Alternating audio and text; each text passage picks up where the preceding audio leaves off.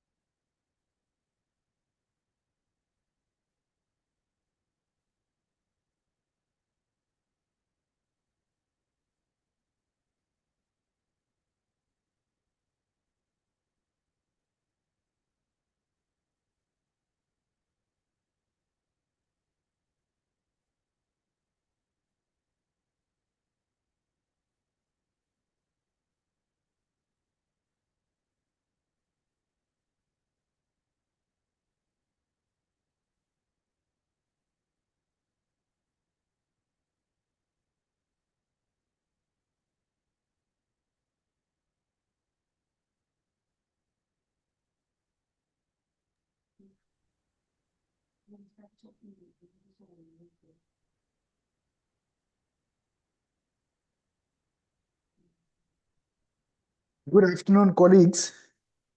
Thank you very much for attending this session on Introduction to the NIHR Global Health Research-led program.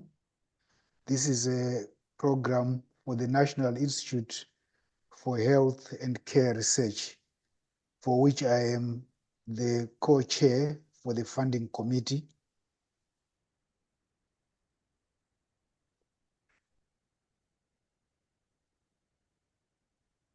The purpose of this session is to popularize the global health research-led program, to encourage potential beneficiary researchers to consider submitting a proposal or proposals, and to contribute towards increased submissions of quality proposals that will lead to improvement of the health of vulnerable communities in low and medium and income countries, LMICs. At this point, I want to thank already the program director, Professor Kara Hanson of NIHR program, for giving me the opportunity to talk about this program, and Professor Ngama, the Deputy Vice Chancellor for the College of Health Sciences at UKZN, for giving me the space to do this webinar. My talking points for this session will be to talk about the general funding priorities for global health research program. I'll also focus on global health research funding streams. I'll talk about the funded programs that are available. I'll also give an overview of the GHR researcher-led program. And I'll also give you some basic statistics on the poll that we have just initiated. I'll talk about the evaluation criteria for the proposals and what makes a proposal good or get appreciated and get funded. And I'll also have a slide on why some of the projects fail based on the experiences I've had as a chair. Then I'll just give you a take-home message, which are my concluding remarks. So the Global Health Research Program already has a strategy for 2022 to 2025, where it aims to address the shifting global burden of diseases, develop health systems to identify and respond to population needs, especially in LMICs, and to build resilience to tackle the future global health threats. So this is really about strengthening research capacity in LMICs as well as in the UK. So far, there is three main blocks. One is promoting equitable partnerships. The other one is strengthening research capacity. And all these are done with a strong component on community engagement and involvement. So there is thematic learning within and across the different portfolios. I want to bring this slide mainly to highlight the program that I will talk about, which is the Global Health Research, the research-led program, which is about funding for global health research that addresses unmet health needs in LMICs. So far, from 2016 to current, the Global Health Program has involved 600 plus institutions in its activities in terms of projects and partnerships. It has involved 60 plus countries globally, and it has reached out to 1,100 plus low and middle income countries such as we have been directly supported to progress their careers. In terms of countries, you can see the focus is mainly in LMIC countries, and there are, since 2016, 207 projects that have been implemented. 123 of them are still active awards, which means those projects haven't been completed. And a total of 1,100 trainees have been supported since 2016, with 697 of them still being active trainees. So that's massive capacity building for LMIC countries. There are already some upcoming funding opportunities. I will not dwell much on the rest of them because I want to focus on the research-led call. We already have one that is in its second stage. I'll talk about the stages later. But we look to launch another one in July 2025. So it could be June or July. The dates haven't really been set, but it's likely to be launched at that time because the one that is currently running closed on 6 November, and the projects have since moved to stage 2. So this new program, which we call the Global Health Research Program, has come up with two facets. One which is the health policy and systems for global health research, and another one which is the research-led. And I'm going to focus mainly on the researcher-led program. So for this particular program, we fund research that aims to improve health outcomes for the most vulnerable people in low and middle income countries. It comes on a tiered approach where we've got 3 bands for funding. The LMIC and LMIC, which means you can have actually partnerships where you have people or researchers from low to middle income countries working together without involving someone from the UK. But you can also have a situation where you've got a UK partner or partners collaborating with partners from the LMIC countries. And you can also have one LMIC strong PI simply running a program on their own with their team. They don't need a UK person. So this call actually opened in July 2024. And as I said earlier on, it closed in November. This program is actually now going to run on an annual basis. So if you miss this year, you know next year it's going to come. Every year it's going to be there for quite a while. So why did we come up with this program? The programs that were there already, some of you might know that the Global Health Program was funding what we called units and what we called groups. But with the coming of the researcher-led program, we wanted to highlight or to enhance it by bringing clarity, by supporting researchers to find the program that best suits their research question, experience, and ambition. Previously, this opportunity was not there, where you could have a choice of whether you want to get into band 1 or band 2 or band 3 or focus on a particular theme.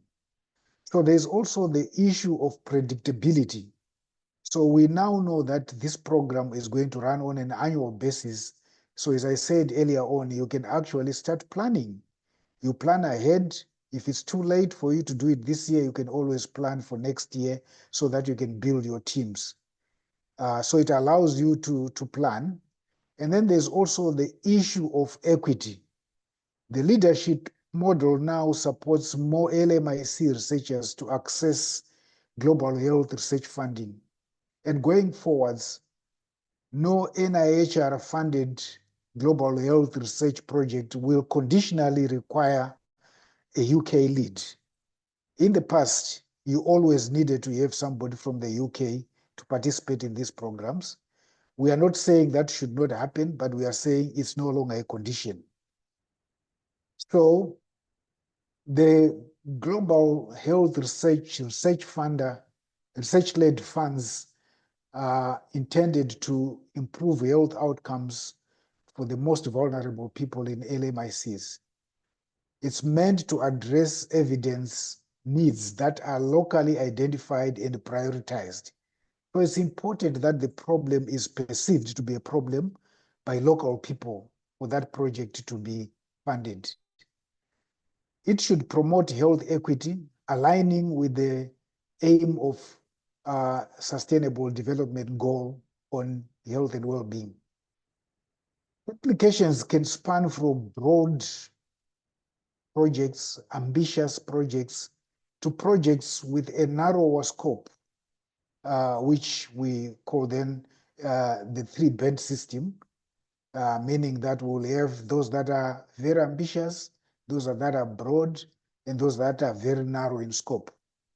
So the bands really depend on the scale, the ambition of the program, the maturity of the partnerships that are requesting for the money, the experience of the team members, the expected capacity strengthening plans that they have. So that will determine whether a project should be in band 1 or in band 2 or in band 3.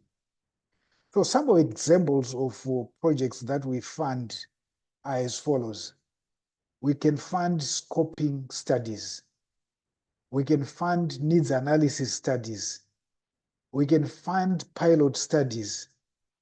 We can fund trials which are part of a wider program of research. I'll come back to the issue of trials to show you the limit that we have in terms of trials.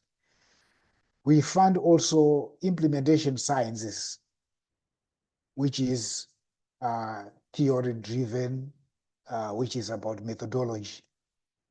But we do not fund pure clinical trials. We also do not fund predominantly epidemiological studies. And we don't find predominantly laboratory studies. And not my choice of words when I say predominant and pure. It means that you can still have a project that has got a small component of epidemiology as long as that is not the main focus. You can also have laboratory studies as long as the work doesn't end in the lab. You can have a trial, but not a pure clinical trial. So in terms of equitable partnerships, which the program promotes, we actually are promoting program leadership. So we are grooming people to become leaders without, the bias of saying if you are from a developed country or from an LMIC. We also, give an opportunity for people to have equitable decision making. So there is no bias or prejudice about somebody coming from a particular, country or from a particular region. So the decision making between partners should be equitable. In terms of governance and ethics processes, there also has got to be an equitable partnership. So capacity strengthening, the same vein, it should capacitate people in LMIC, it should capacitate people from the UK, it should capacitate equitably all the partners if you have more than one country or two countries. And also the distribution of funds must be equitable. So these are very clear things that are enshrined in the program, that when we evaluate the programs, we are looking for these equitable partnerships. Where it becomes skewed, it means there are less chances of the program being funded. The issue of data ownership must also be equitable, and also the dissemination of findings. So no one partner has got more rights than the other in terms of data ownership and in terms of disseminating that data, whether it's in publications or it's attending conferences. So this is the amount of money that is in the pocket. So band 1 is the upper limit band where you can apply between 4 million and 7 million pounds. Then we have got band 2, you can apply between 2 million and 4 million pounds. And the list, which is the band 3, you can start from 250,000 to 2 million. So that's quite a lot of money across the bands. So let's talk about band 3.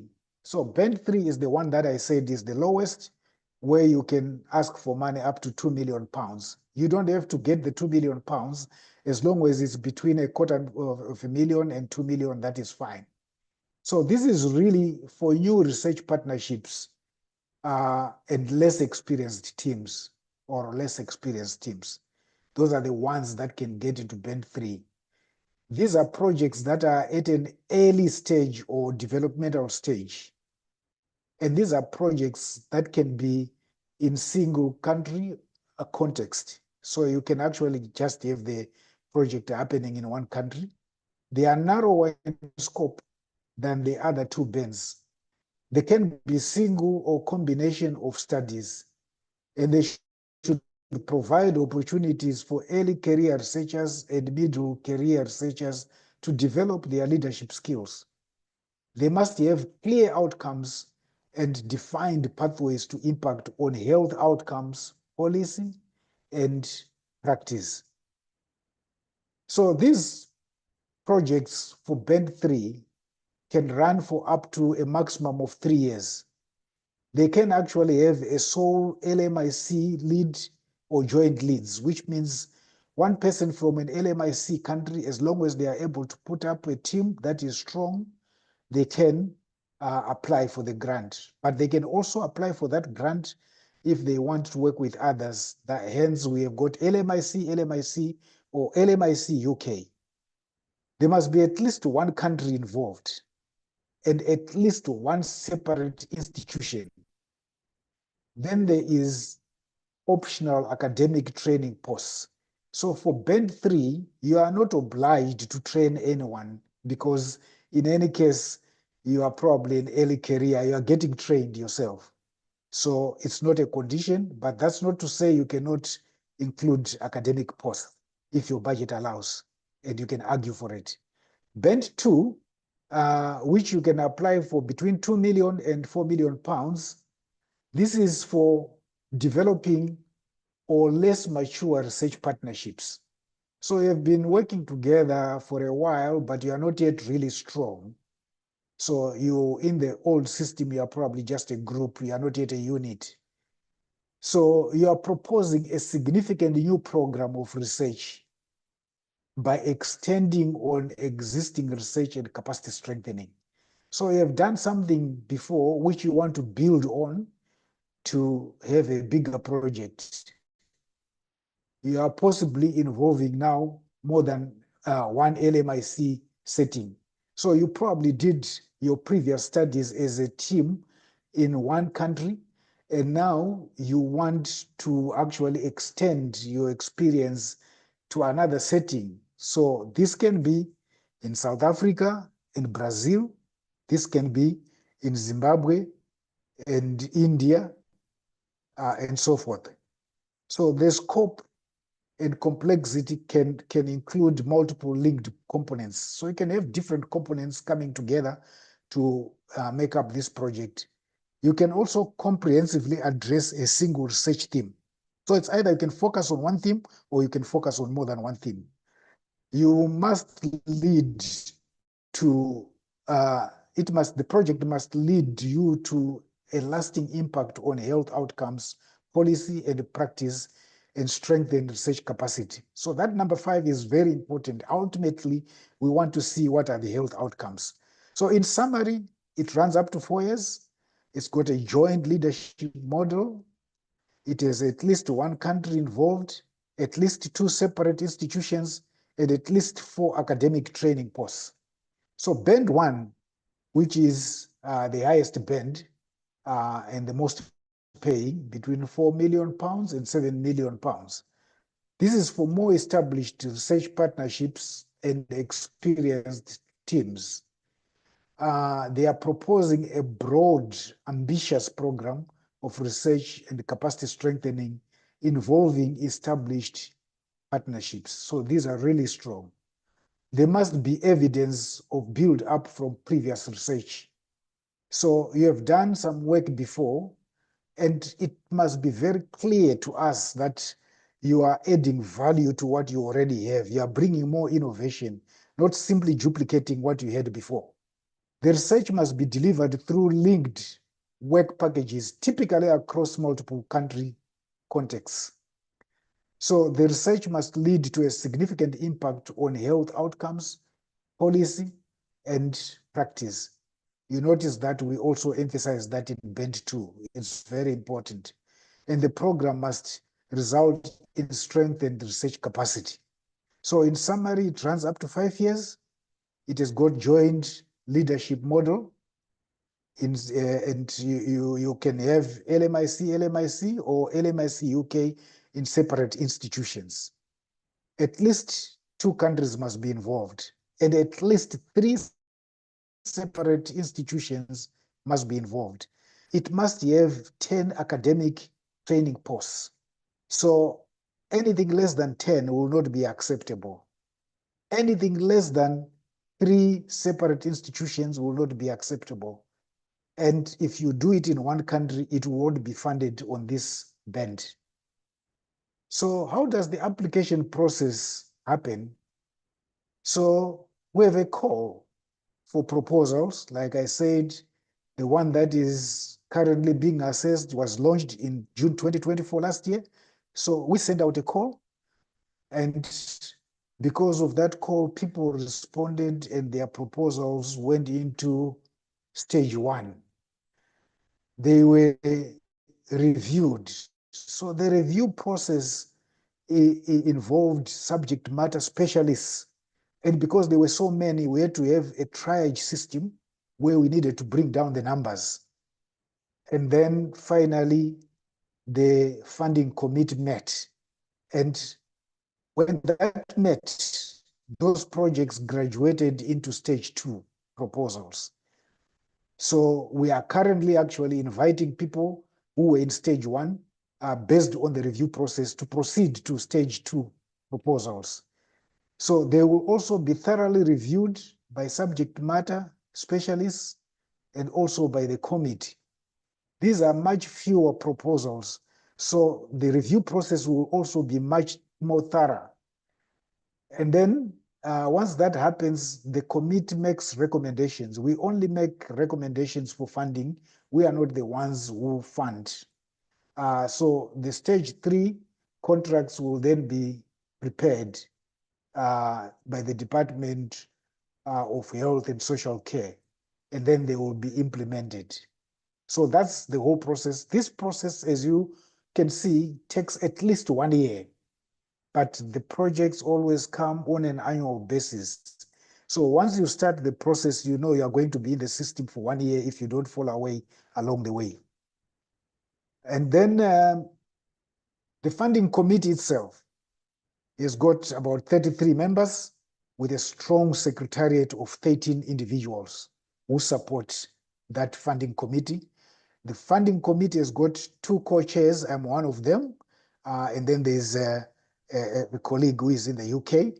So we co-chair that funding committee with Cameron. So in terms of the makeup of that funding committee, we've got 18 members from LMIC countries, 12 members from the UK, and 3 members from developed countries outside the UK. So you can see our emphasis is on LMICs. That's why we have more people from LMICs in that committee. But I also want to emphasize that the people who are in the committees in the UK are people with a lot of experience working in LMICs.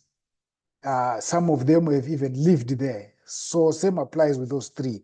So in essence, the people who sit on that committee have got a lived experience in LMICs. They've got a very good understanding of the UK operating environment, and they've got also a research experience in LMIC. So because our focus is on LMICs, but we also have got to understand that we are using British taxpayers' money. So we need to understand the system. So there are people who also fully understand that system. I'll quickly go through this evaluation process. So we have 8 criteria for evaluating projects at different stages, at stage 1 and at stage 2. But I've highlighted in red the stage 1 assessment. So in stage 1, we don't go all the way to the 8 criteria because we just want, actually we end at 4 there. But we want in that proposal to see an indication that you meet all the criteria. But when we assess, we're just focusing on the first 4 there. So the project has got to be, you need to demonstrate some unmet needs in ODA eligible countries and fulfills that you are fulfilling a given gap. There's a link if you want to find out on ODA eligible countries, you will always find it online. So you have to demonstrate that there's scientific rigor and quality of research. And you need to demonstrate that the research team has a depth of relevant expertise and promotes interdisciplinary approach to fulfill objectives. So I'll come back to this later on. You can't have a project that has got just people who belong to the same group. They are probably only clinicians or they are only social scientists. We need transdisciplinary teams. So also, there has to be clear and implementable strategy for pathway to impact that includes research uptake, dissemination, with potential to improve practice, inform policy, and support for future sustainability of research and partnerships in LMIC countries beyond the award of the project. So in terms of capacity strengthening, there has to be clear plans for focused program of research and research management capacity and capability strengthening at individual and institutional level in 3 areas. So training in finance, training in the program and research management, and community engagement and involvement. I mentioned it earlier on. There has to be a clear evidence of relevant and appropriate stakeholder and community engagement and involvement mainstreamed throughout the project cycle. So while there's a dedicated work package for community engagement, we must see the thread of community engagement across all, work packages. And there has to be a dedicated, budget for that. There has to be somebody championing that. It is very important. So in terms of equity of partnerships, I talked about it earlier on. So we need equity and collaboration that should be demonstrated and embedded across all aspects of the project cycle. And most important, there should be evidence of clear, well-justified, and a budget that represents good value for money in terms of economy, efficiency, effectiveness, and equity. So I want to talk about what makes some of the projects fail. So just not fully understanding the call itself. So you could be submitting something that is out of remit. Maybe you just submit a clinical study, which I said we don't fund. You can fail. Non-compliance with eligibility criteria. So you really need to see that you are eligible, but not meeting the 8 points that I talked about for initially the first phase, and then across in the final stage, 8 points must be fulfilled. Your questions, if they are actually not clear, because the research questions must be very clear for you to be funded. Number 5 is a key one. People generally take for granted methodology. So we need to see the sample size. We need to see the setting. We need to see that there are people who are competent to do that particular component. So if you are doing a project that needs artificial intelligence, we need to see an artificial intelligence person. If you want to do an economic evaluation, we need to see that there's an economist. If you want to do behavior change, we need to see that there's a social scientist or an anthropologist. So if you are doing an agricultural project, you might need somebody, you definitely need somebody from agriculture. We don't fund agriculture per se, but the nutritional aspects will become health aspects.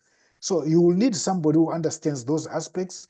You might need somebody from meteorology who understands, rainfall patterns, temperatures, and agroecological regions.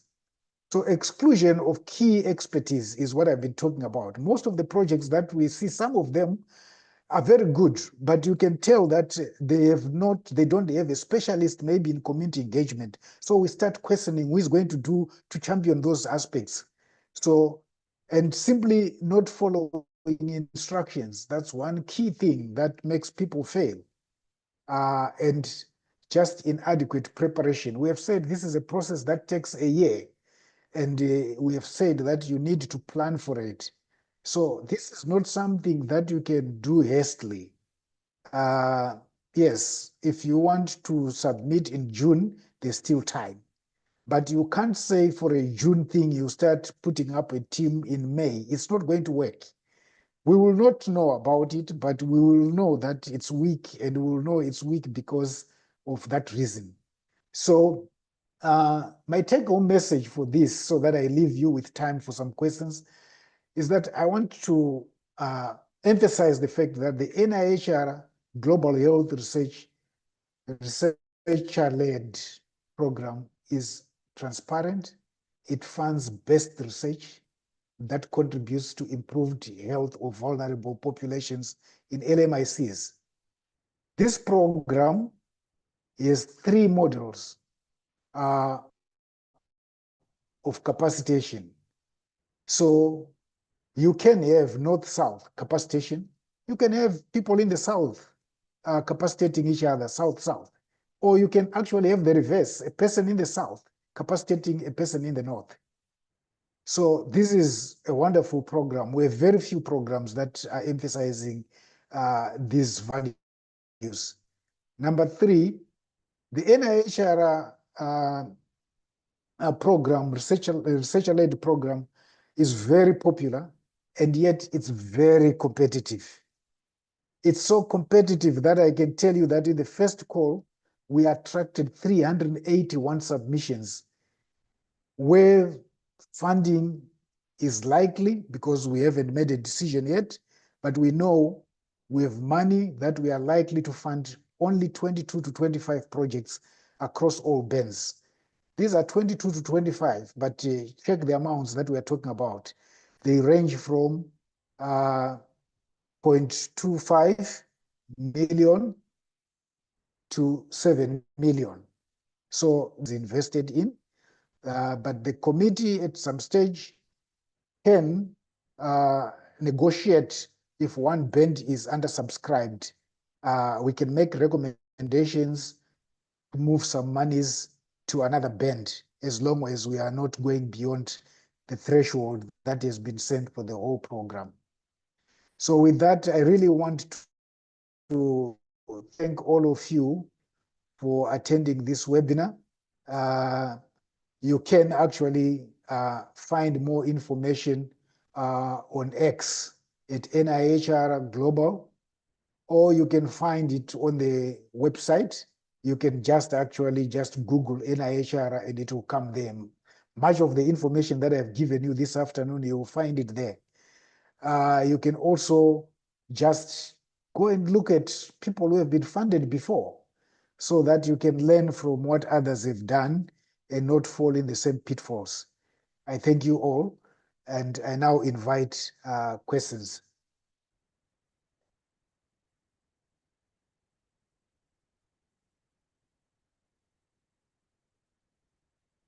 We can also put things in the chat box. Musa, are you going to manage the sessions, the question session? We still have 11 minutes left, 10 minutes.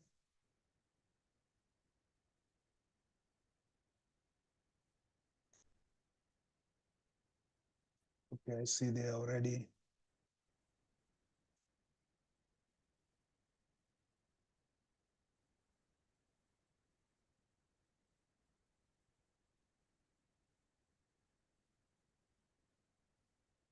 Yes, I see. Is there any possibility of riding on already existing programs, for example, demographic and just lost it there. Let me go back to it. Demographic and health survey, multiple indicator cluster surveys. So as I said earlier on, there is a band where you can build on your previous program. But what will be important is to demonstrate what is new, which we are now going to be doing. So it's not enough to just say we've done this work before. It is important. We need to see.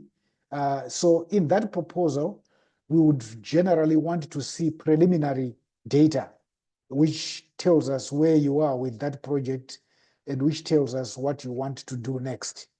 While I'm there, I can also emphasize that sometimes we get proposals where people are already funded somewhere and they are looking for additional money. In that case, it has to be very clear where our money is going to be going vis-a-vis what you already have. Okay, I'm just scrolling.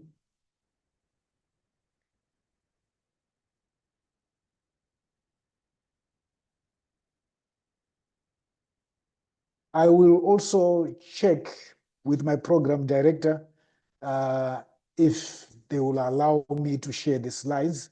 I don't have a challenge sharing the slides, but I just have to follow protocol.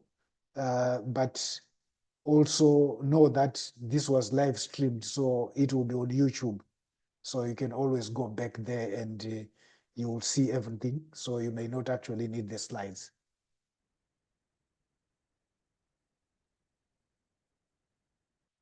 Do the eligible only require registered research institutions? Indeed. Thank you for asking that question. So we do due diligence. This is a lot of money. We need to make sure that the money is going to a bona fide institution.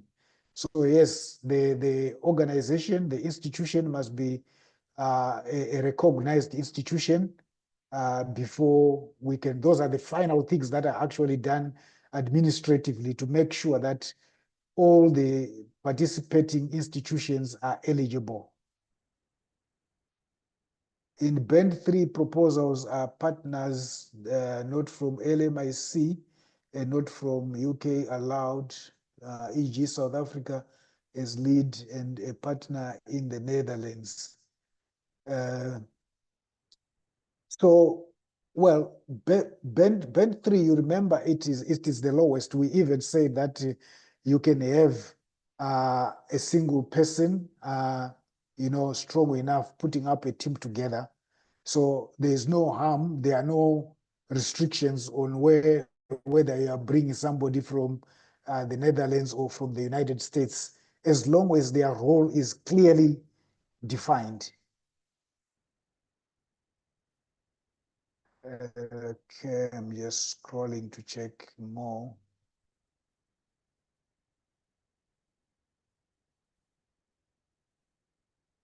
What support is there for researchers during the application process? Unfortunately, that's a very good question as well. At this stage, we don't give financial support, but we can give online support. And what I'm doing now is actually part of the support, because some people, don't have the time to go and dig up these things and provide this information. As a chair, I'm a conflicted person, and so are all our 33 members. They are conflicted. But the chairs, the co-chairs, I cannot be a PI of any project. I cannot submit any project, but there is nothing that stops me from supporting those that need to be supported, as long as I do not play an active role during the evaluation process. So this is something that support. I don't think there will be a challenge if there's an institution that would say that, oh, we intend to submit this proposal, but we just wanted you or any committee member to come and assist us troubleshooting. We can do that. But otherwise, there is no small grant that is set aside like what other institutions do to give seed money. Okay, can you explain more not funding epidemiological studies? So yes, what we mean is somebody may just want to do a study that is purely epidemiological in terms of just knowing the burden of the disease, knowing the prevalence, knowing the intensity, knowing who is being infected, and how they are being infected. That in itself is not an interesting project to us, because remember we talked about health outcomes and impact. So an epidemiological study per se will not give that information. But you could be studying an area which doesn't have a lot of information. You want to understand the epidemiological aspects, but your ultimate goal should not end with just telling us that this is the pattern of the disease. That's what I meant. I hope that is clear, but otherwise you can still come back to me if it's not clear. Right. For proposals that fail, what is the most common blind spot? And for those that succeed, is there a common thread and that sets them apart? Yes, indeed. Those that fail, half the time, like in the last band, which is an easier band, I also want to hasten to tell you that there's nothing that stops an established researcher to apply for band 3, which is the lowest. You are allowed to do that. But to get back to this question, we have had people who decide to submit the proposal on their own, especially the early career researchers, and they leave out senior people who could actually give them good guidance. While we say you can stand on your own, my experience is that you still need a mentor. And it will be in your interest to work with somebody who is more senior, but you can still be the PI there. So also exclusion of key individuals is one of the things that make a lot of people fail. Clearly, you can see this work needs an economist or an educationist. You are going to talk about, children under the age of 5, and you don't have a pediatrician in the team. And you are going to talk about, the social impact of a disease and how you want to improve the outcomes. And then you don't have a social scientist. Clearly, we just, the panel simply says we don't see the people that are listed here being able to do this work. Okay, then the thank you. Is there funding for specific disease, communicable and versus non-communicable diseases? So we fund across, all forms of health challenges. So it could be mental health issues, it could be road traffic accidents, it could be surgery, it could be asthma, it could be schistosomiasis.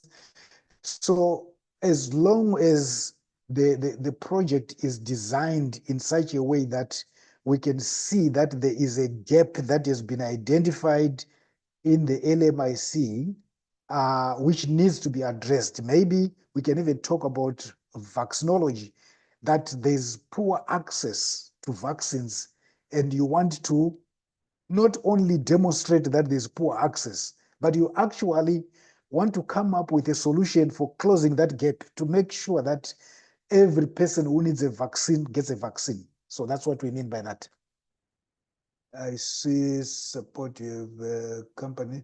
What support do you have to start up research companies which may not have established rapport, strong portfolio?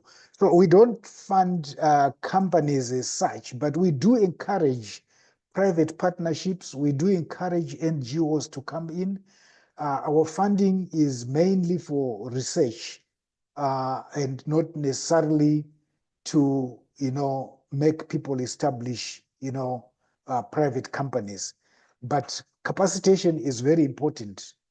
So it's capacitation of institutions of research, it's capacitation of individuals who are trying to move from being early career researchers to established researchers. Okay, we are getting to the dot. If I've missed an important point, let me know about it. And at the bottom there, I'm putting my email address so we can continue to communicate.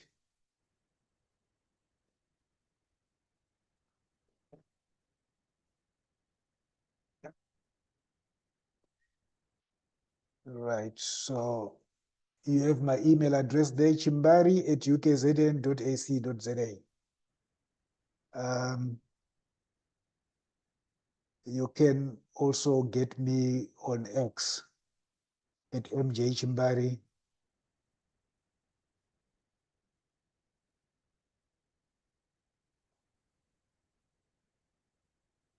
So colleagues, this is a good opportunity to get money to solve real problems.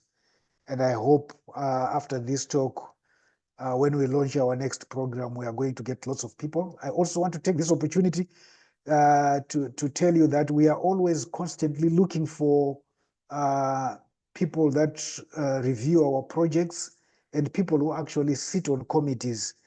I'm co-chairing now, but when I joined NIHR, I was a community engagement specialist, and I noticed actually currently we are seeking a community engagement specialist for the funding committee.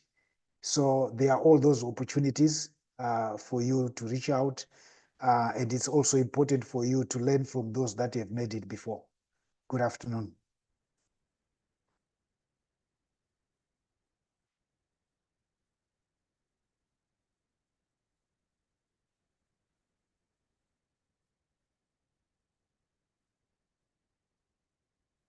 I see actually my 45 minutes was for my presentation, so the hour is not yet finished. It's 2:47. We have 13 minutes. If there are more questions and people are still there, I'm happy to continue with this session. I had timed myself to talk for 45 minutes so I could leave time for questions. So I will still remain here until 3 o'clock sharp. So let me continue looking at. Nestaya Muputa is a question, Prof. Yes, A what is hand the up. question? Oh, a hand up. Will you allow them to talk? Yeah. Yes. Yes. Go ahead, please.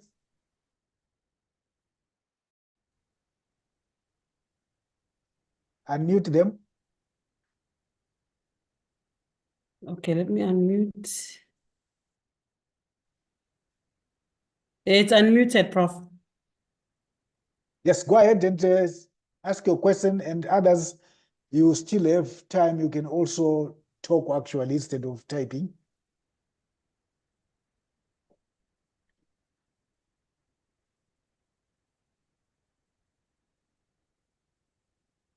Edward also has a hand up. Go ahead, Edward.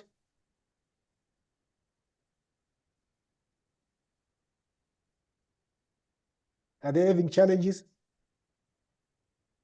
They're not muted, so I'm not sure why.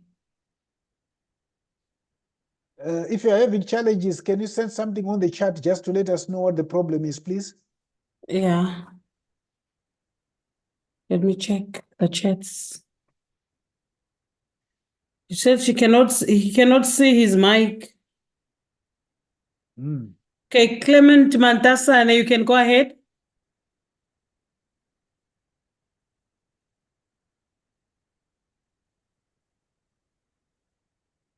Clement is also having a challenge. They're saying they have no mics. That's odd. Okay, maybe they will type. On the issue of training, can one use the funding to conduct training of PhD students? Exactly. The money is actually meant for PhD students and for master's students and for postdoctoral fellows. So if it's a band one, we're expecting not less than 10 people to be trained, but know that you can also train people in other fields, not necessarily PhD. So you can have actually communities that you are also training. It's part of capacitation. Yeah, they say there are no mics. So we better continue with procedure criteria for grant peer reviews or community expert. Kindly elaborate. Very interested in this. Procedure criteria for grant peer reviews. Okay, all right. So we always actually advertise when we want reviewers, subject matter reviewers. So you will be approached and you will be given projects. Remember, like I said, we received over 300 projects. We have to take all those projects once we have done preliminary checks to see that they are in remit. We send them to reviewers, and we don't send to one reviewer. That's how thorough we are. We send to many reviewers. It can be even up to 6 reviewers who will look at it. And because we asked this question, I can also expand to say when we come to the committee, we have got, you know, especially for the stage 2, we have what we call designated committee officers who will have read thoroughly the project. So they will present DCM 1 and DCM 2 and DCM 3. And then the rest of the committee members will comment on the project. And then we will close the session and the chair will summarize and then we vote. So we then work on a certain threshold to determine which projects go forward and which ones do not go forward. So that's how thorough it is.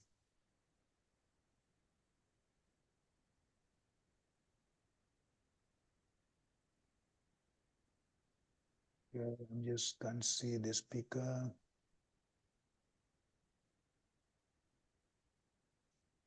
Lynn and Fortunate still have their hand up. If we could please just write it on the chat box. The question.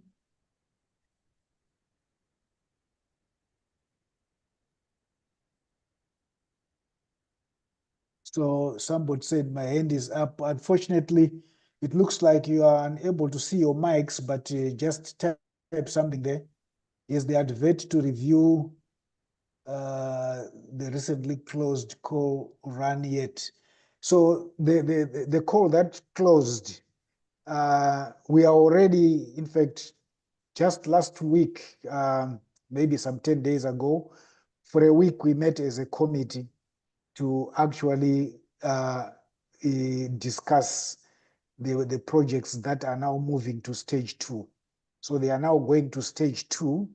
They will be reviewed. There's already a database of reviewers, but this is something that I can check with the Secretariat whether at any one time they need additional reviewers.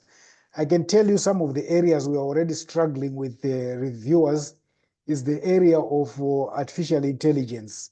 Understandably so, it's a new concept. So we don't have many people who review in that area. We also struggle to get people for community engagement. Yes, if you want a template for application, you can just Google and go to the website. You'll see it's a user-friendly, you know, framework that is there. You are just putting in information. So it's a template that is already designed to make sure that you give us all the information that we need.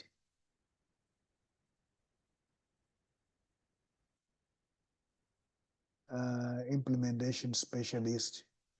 Yes, you are definitely in the area that we seek people, community engagement and implementation. Actually, implementation specialist is another area that, you know, we often struggle to get people who are in that area.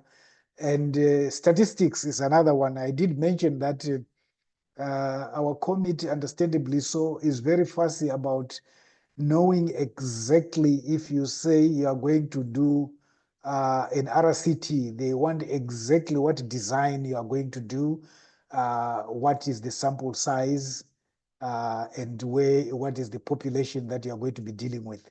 So we need all that. Yes, the recording is already there on YouTube. You can go back and find it there.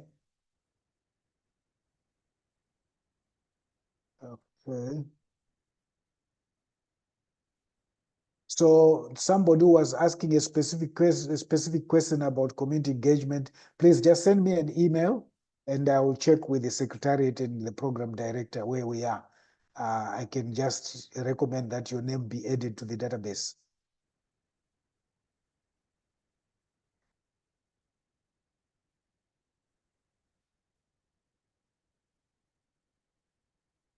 So somebody is asking how frequently calls come. They come on an annual basis. I think they missed the first part. So every year there will be a call, which is called researcher-led program, which will have 3 bands, band 1, band 2, band 3, with amounts of money ranging from £250,000 to £7 million.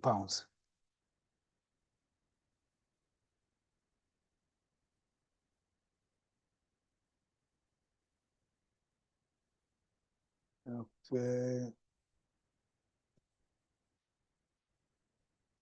We have 4 minutes left to get to our hour. So in those 4 minutes, if there are key questions, we can still address them before we part ways.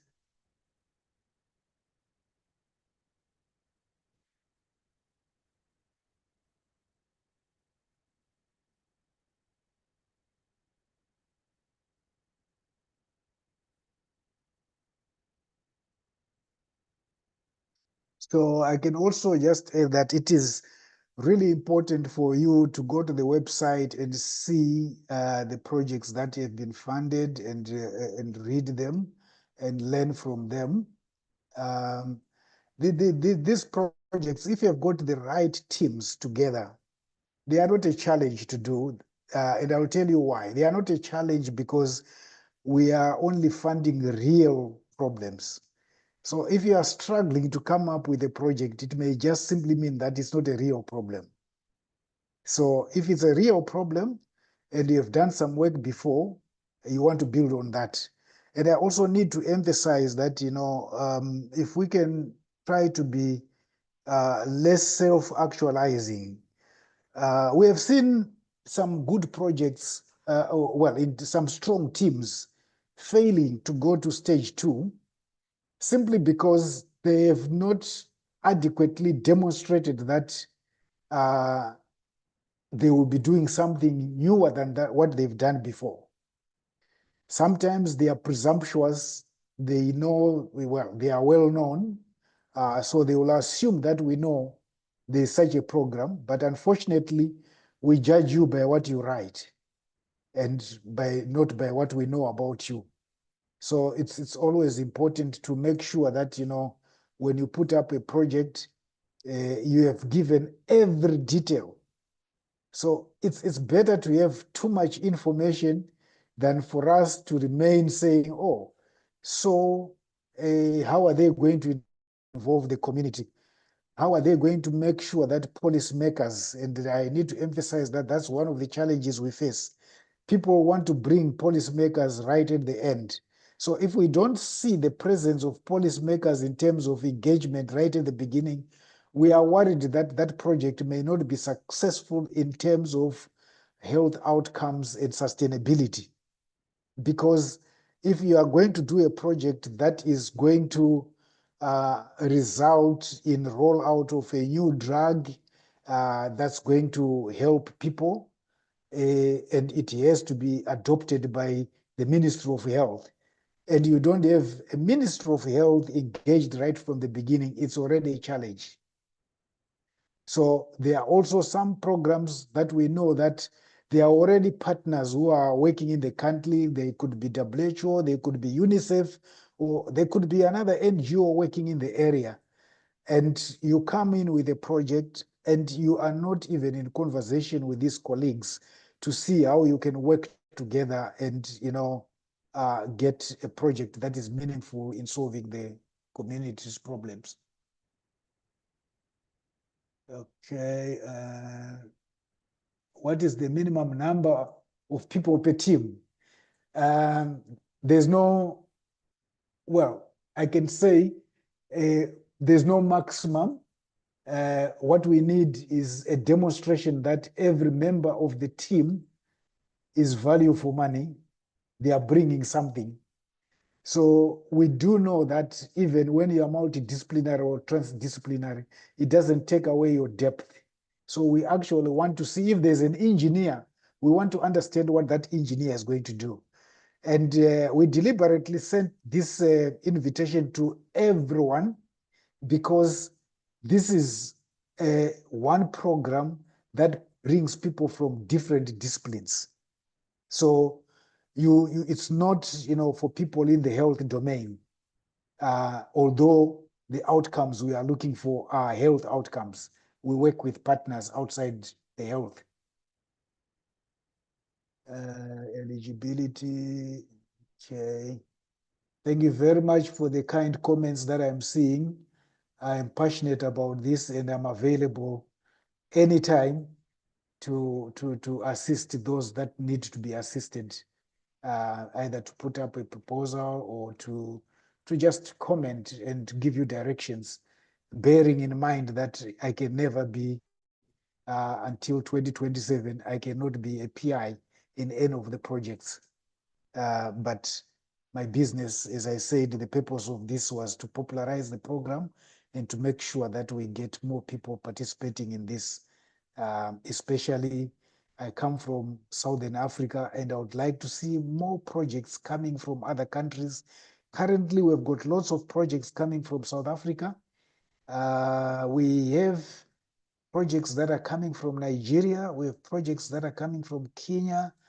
The other countries, they are not even there as partners. I know Zimbabwe has got quite a number, but there are some countries where we don't even have partners, people who are just coming in as partners to another bigger project somewhere. We also recently have seen projects that cut across continents.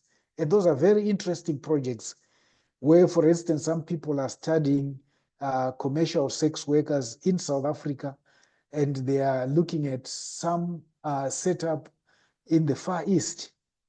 Those are interesting comparative studies where you can learn experiences from one setup and apply it in another setup.